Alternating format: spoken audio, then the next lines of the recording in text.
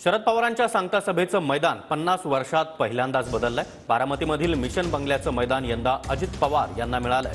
सुप्रिया सुळे यांच्या प्रचाराची सांगता सभा यंदा मोरगाव रस्त्यावर असणाऱ्या मैदानावर होणार आहे। लोकसभा, विधानसभा त्याचबरोबर जिल्हा परिषद, पंचायत समिती किंवा नगर परिषदेची निवडणूक असो, शरद पवार नेहमीच बारामतीमधील मिशन बंगल्याजवळच्या याच मैदानावर सांगता सभा घ्यायचे। मात्र यंदा अजित पवार गटानं हे मैदान आधीच आरक्षित केल्यानं शरद पवार यांना आपल्या सांगता सभेसाठी मैदान बदलण्याची वेळ आली आहे।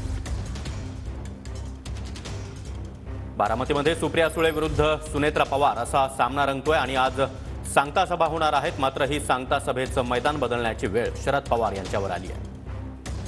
तर मिशन बंगल्याचं मैदान अजित पवार यांनी मारलं आहे। या ठिकाणी अजित पवार यांची सांगता सभा होणार आहे। मात्र याच मैदानावर नेहमी शरद पवार यांची सांगता सभा व्हायची। मात्र आता शरद पवार यांना आपल्या सांगता सभेचं मैदान बदलावं लागलंय।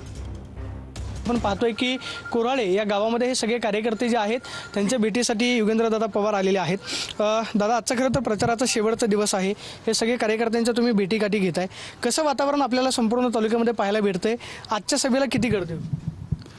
आजच्या सभेला म्हणजे सगळे आपले खुर्च्या पॅक होतील, तिथं लोकांना उभं राहावं लागेल। तुम्हाला दिसेल ते आता 2 वाजता आजच्या सभेच्या निमित्तानं खरं तर शक्ती प्रदर्शन पाहायला मिळणार आहे। संपूर्ण पवार कुटुंबाची जवळपास 50 वर्षापासून परंपरा आहे की त्या मिशन बंगल्याच्या समोरच्या ग्राउंडवरती तिथं सभा व्हायची। मात्र ते सभेचं मैदान जे आहे ते शरद पवारांना मिळालं नाही। तिथं दादांची सभा होणार आहे। ग्राउंडचा काय फरक पाहायला भेटेल?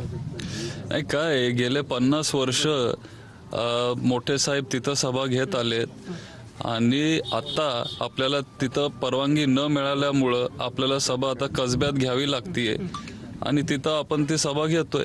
परिणाम काय पडणार नाही, शेवटी फक्त ठिकाण बदलतंय। पण जशी पूर्वी पण लोक येत होती तशी आज पण लोक येतील, मोठ्या संख्येने उपस्थित राहतील। कॅमेरा पर्सन तुषार नवनारे, प्रदीप कापसे, TV9 मराठी, बारामती।